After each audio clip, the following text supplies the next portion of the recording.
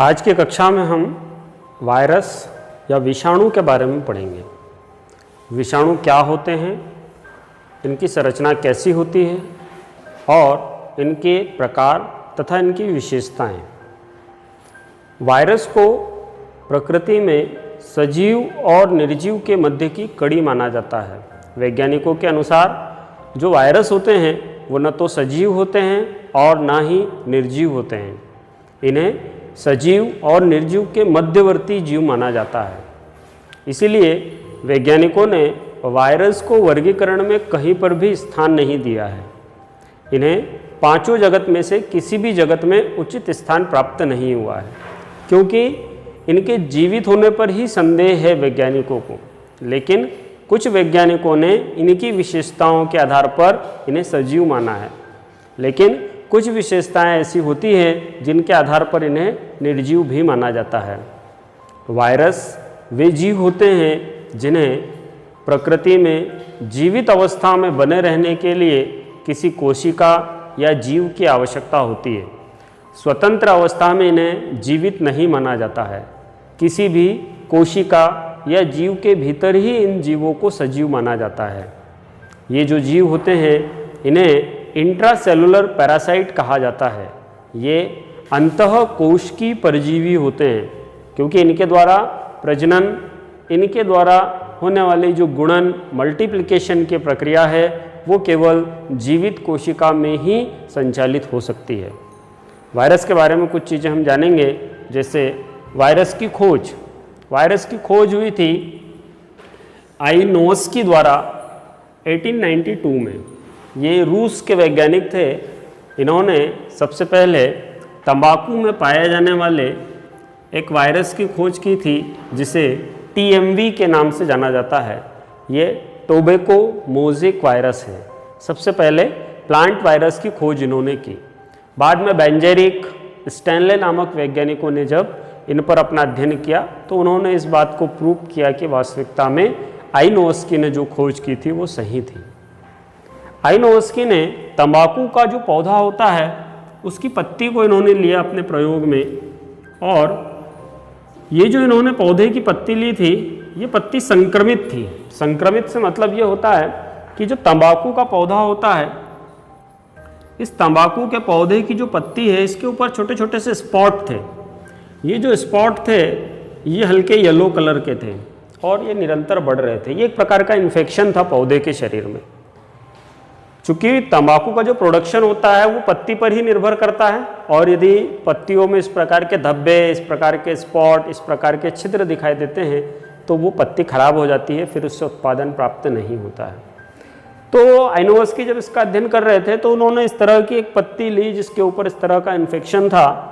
इस पत्ती से इन्होंने इसका जूस बनाया, इसका जो है वो रस प्राप्त कर लिया, और इसका जो रस था वो प्राप्त करने के बाद उसको इन्होंने छाना एक फ़िल्टर पेपर से।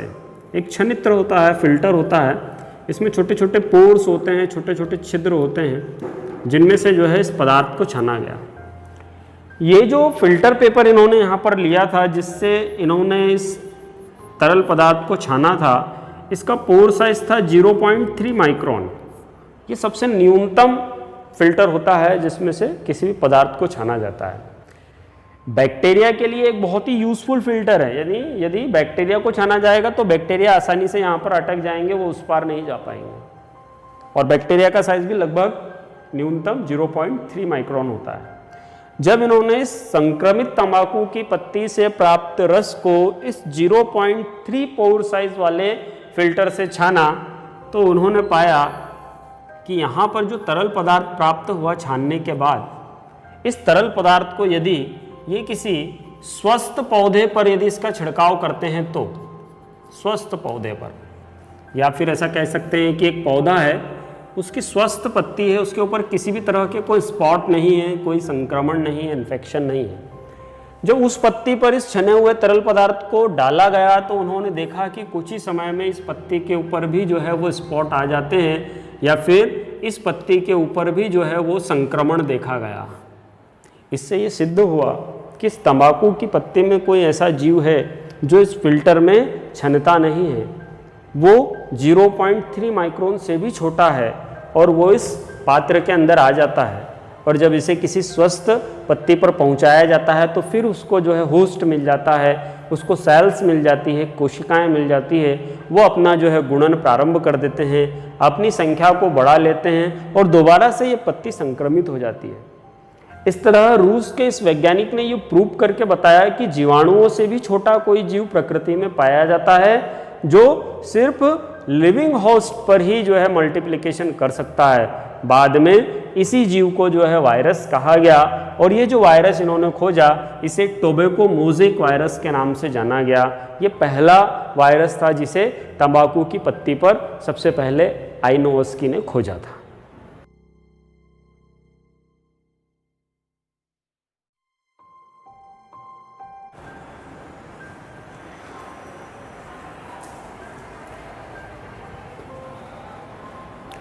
आगे हम बात करेंगे वायरस की कुछ विशेषताओं के बारे में। वायरस में जो कुछ मुख्य विशेषताएं पाई जाती है, इसमें मैंने आपको बताया जैसे कि पहली विशेषता जो ये होती है, ये अंतः कोशिकीय परजीवी होते हैं, अर्थात ये सिर्फ कोशिका के भीतर ही जीवित रह सकते हैं। दूसरा, विषाणुओं का निश्चित आकार एवं आकृति होती है।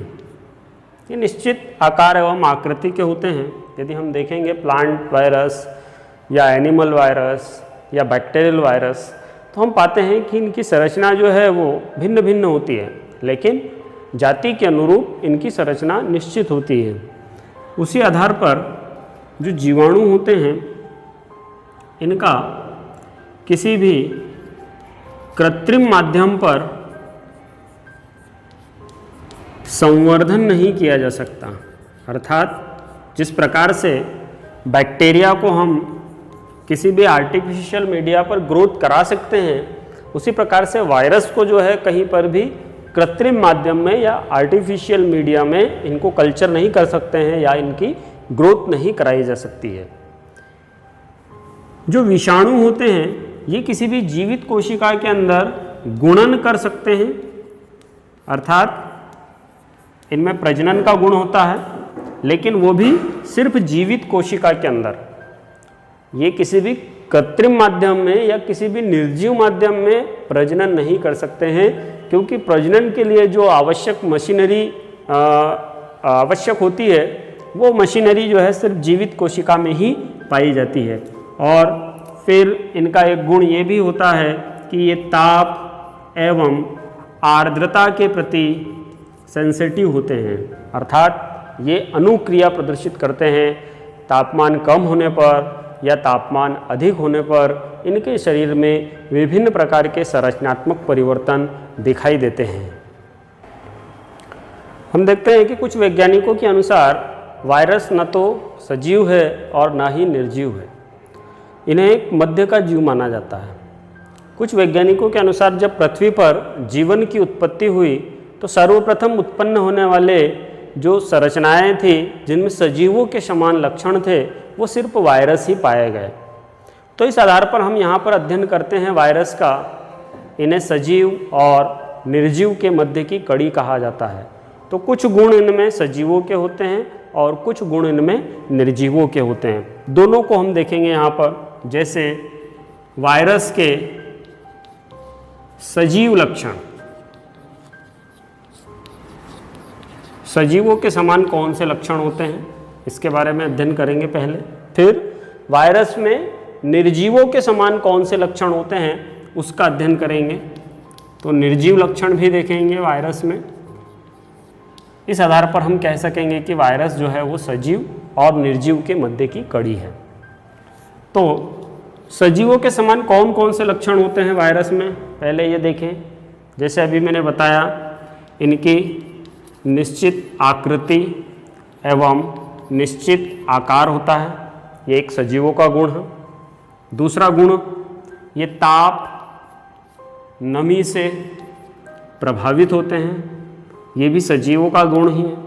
कोई निर्जीव जो है ताप से प्रभावित नहीं होगा, कोई भी निर्जीव जो है नमी से, ह्यूमिडिटी से प्रभावित नहीं होगा, लेकिन वायरस प्रभावित होते हैं। इसलिए ये गुण जो है सजीवों का गुण माना जाता है।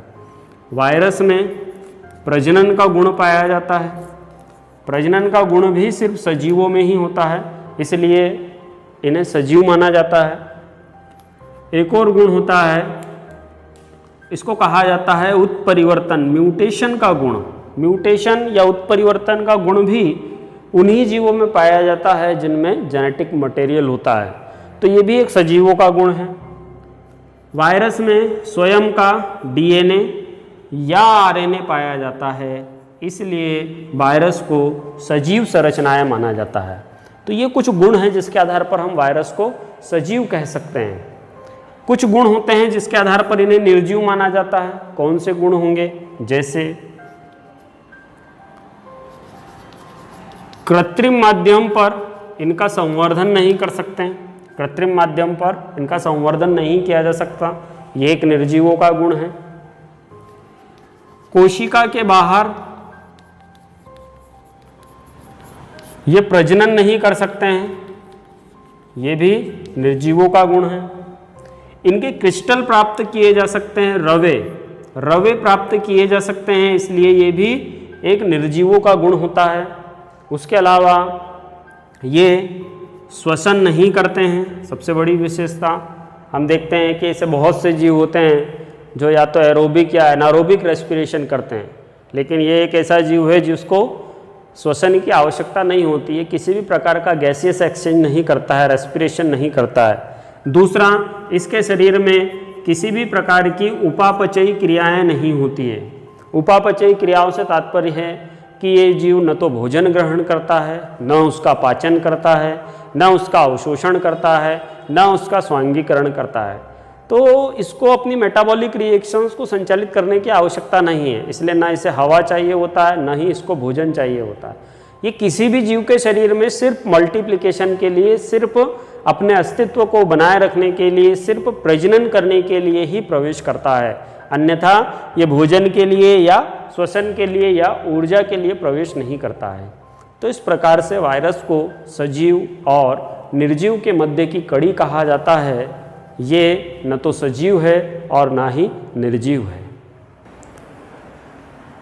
वायरस की विशेषताएं, सजीव निर्जीव गुण पढ़ने के बाद अब हम यहाँ पर वायरस की संरचना का अध्ययन करेंगे।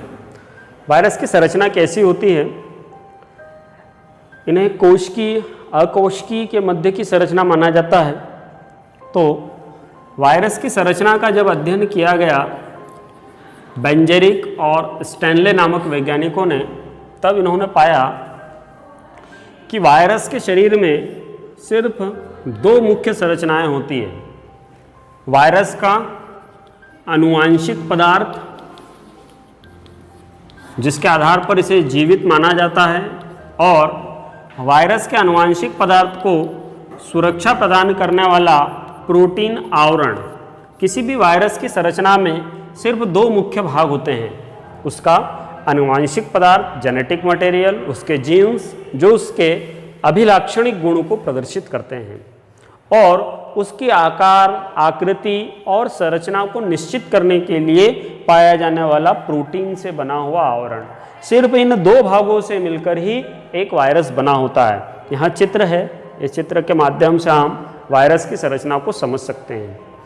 यहाँ पर आप देखें चित्र में, तो जो सबसे मध्य में जो संरचना दिखाई दे रही है, ये कुंडलित जो संरचना होती है, ये ही इसका आनुवांशिक पदार्थ होता है वायरस का। आनुवांशिक पदार्थ या इसका जेनेटिक मटेरियल। आनुवांशिक पदार्थ भी दो प्रकार के होते हैं। हम देखते हैं कि डीएनए भी आनुवांशिक पदार्थ है, आरएनए भी आनुवांशिक पदार्थ है। जब किसी विकसित कोशिका की बात की जाती है, यदि वो प्रोकैरियोटिक है या यूकैरियोटिक कोशिका है, तो उस कोशिका में डीएनए और आरएनए ये दोनों आनुवांशिक पदार्थ के रूप में उपस्थित होते हैं एक साथ। क्यों? क्योंकि किसी भी कोशिका में प्रोटीन सिंथेसिस होता है, प्रोटीन का निर्माण होता है, और उस प्रोटीन के निर्माण के लिए जो मशीनरी आवश्यक होती है उसमें डीएनए के साथ साथ आरएनए भी आवश्यक होता है।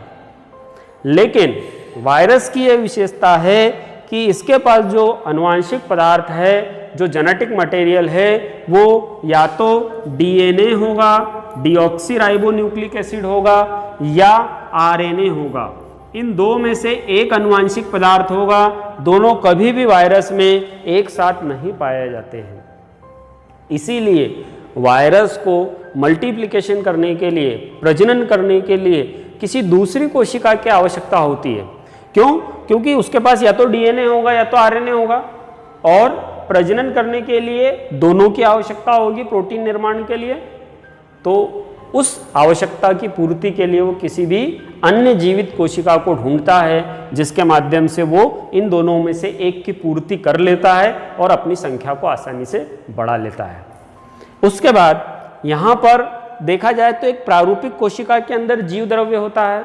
एक प्रारूपिक कोशिका के केंद्रक में राइबोसोम प्रेजेंट होते हैं, लेकिन वायरस में न तो जीव द्रव्य है, न राइबोसोम है, न माइटोकॉन्ड्रिया है, न गोल्जी बॉडी है। किसी भी प्रकार के सेल ऑर्गेनेल्स नहीं पाए जाते हैं, सिर्फ डीएनए है और आरएनए है। और एक ट्रांसक्रिप्टेज एंजाइम होता है। यदि डीएनए है तो ट्रांसक्रिप्टेज होगा, यदि उसके पास आरएनए है तो रिवर्स ट्रांसक्रिप्टेज एंजाइम होगा। इन दो में से एक एंजाइम इसके आनुवांशिक पदार्थ के साथ जुड़ा होता है। यहाँ पर भी कोई हिस्टोन प्रोटीन नहीं पाया जाता है। दूसरा भाग होता है वायरस के शरीर में, जिसको हम प्रोटीन आवरण कहते हैं। ये सुरक्षात्मक आवरण के रूप में उपस्थित होता है। इस सुरक्षात्मक आवरण को यहाँ पर कैप्सिड के नाम से जाना जाता है, और इसकी जो यूनिट होती है उसको कहा जाता है कैप्सोमियर। यानी कैप्सिड जो है एक पूरा आवरण है, और इसकी जो छोटी छोटी इकाइयाँ होती है इसको कैप्सोमियर के रूप में जाना जाता है। इसलिए कुछ वायरस जो होते हैं वो अपने आकार को कुछ परिस्थितियों के अनुसार बदल सकते हैं। यहाँ पर एक वायरस और है, ये आपने देखा होगा छोटी कक्षाओं में, इसको बैक्टीरियोफाज कहा जाता है, जीवाणु भोजी। ये भी जीवाणुओं के शरीर में पाया जाने वाला एक वायरस है।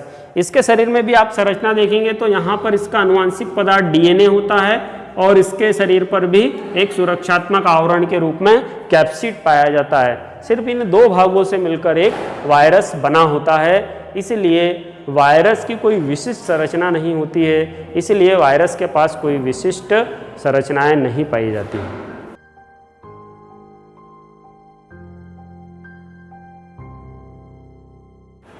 आगे हम देखेंगे वायरस के प्रकार या विषाणुओं के प्रकार।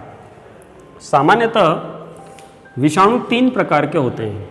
पहले प्रकार के जो विषाणु होते हैं इनको पादप विषाणु या प्लांट वायरस कहा जाता है। दूसरे होते हैं, ये कहलाते हैं जंतु वायरस या एनिमल वायरस या जंतु विषाणु। और तीसरे प्रकार के होते हैं, ये कहलाते हैं जीवाणु वायरस या इनको बैक्टीरियल वायरस कहा जाता है। प्रकृति में 3 प्रकार के वायरस हैं। प्लांट वायरस जो पौधों को संक्रमित करते हैं, इनकी ये विशेषता होती है कि इनके पास जो आनुवांशिक पदार्थ होता है वो सिर्फ आरएनए होता है, या फिर ऐसा भी कहा जाता है कि जो आरएनए वायरस होते हैं वो सामान्यतः 80% केसेस में प्लांट वायरस के रूप में जाने जाते हैं। कुछ प्लांट वायरस की बात की जाए तो जैसे टीएमवी, मैंने आपको शुरुआत में भी बताया था, टोबैको मोज़ेक वायरस, तंबाकू को संक्रमित करने वाला वायरस टीएमवी वायरस, ये प्लांट वायरस है। इसके पास जो आनुवांशिक पदार्थ होता है वो आरएनए होता है। एनिमल वायरस, जंतुओं में रोग उत्पन्न करने वाले वायरस, इनका जो आनुवांशिक पदार्थ होता है वो डीएनए होता है। सामान्यतः डीएनए या तो डबल स्ट्रैंड हो सकता है या सिंगल स्ट्रैंड हो सकता है। जैसे कुछ वायरस की बात करें हम, पोलियो होता है, पोलियोमाइलिटिस, पोलियो उत्पन्न करने वाला वायरस। स्मॉल पॉक्स उत्पन्न करने वाला जो वायरस होता है, छोटी माता। इसके अलावा एड्स का वायरस होता है, HIV। स्वाइन फ्लू का वायरस होता है H1N1। अभी वर्तमान में एक वायरस चल रहा है जिसको हम कहते हैं कोरोना वायरस। लेकिन कोरोना वायरस जो होता है इसकी ये विशेषता है यहाँ पर कि ये डीएनए वायरस नहीं है, ये एकमात्र यहाँ पर आरएनए वायरस है। आरएनए वायरस होने के कारण ही ये बहुत ही घातक हो जाता है, क्योंकि आरएनए वायरस होने के कारण इसको आसानी से डिटेक्ट नहीं किया जा सकता। ये अपनी स्थिति और अपने आकार को जो है बदल सकता है। आरएनए होने के कारण इसके शरीर में उत्परिवर्तन हो सकता है और उन उत्परिवर्तनों के आधार पर इसकी संरचना बदल जाती है। इसलिए हम देखते हैं कि कोरोना वायरस के लगभग वर्तमान में 4 से 5 स्ट्रेन हैं। इसलिए कोई भी एक वैक्सीन जो है इस पर कारगर नहीं हो सकता। बहुत सारे वैक्सीन जो है अलग अलग स्ट्रेन के अनुसार जो है वैज्ञानिकों को बनाने होंगे। तीसरे प्रकार के जो वायरस होते हैं ये कहलाते हैं बैक्टीरियल वायरस। जैसे बना हुआ है चित्र, इसको कहा जाता है जीवाणु भोजी या बैक्टीरियोफाज के नाम से इसको जाना जाता है। ये वायरस जो है जीवाणुओं में रोग उत्पन्न करता है। ये जो वायरस होता है ये गंगा नदी में पाया जाता है। इसलिए हम कहते हैं कि गंगा नदी का जो पानी है वो कभी भी दुर्गंध नहीं आती है, वो सड़ता नहीं है। तो वो इसलिए नहीं सड़ता है कि वहाँ पर जो वायरस होता है वो जीवाणु भोजी होता है। वो जो दुर्गंध उत्पन्न करने वाले जीवाणु होते हैं वो उनको आसानी से नष्ट कर देता है। इस प्रकार से ये वायरस के बारे में आपको मैंने आज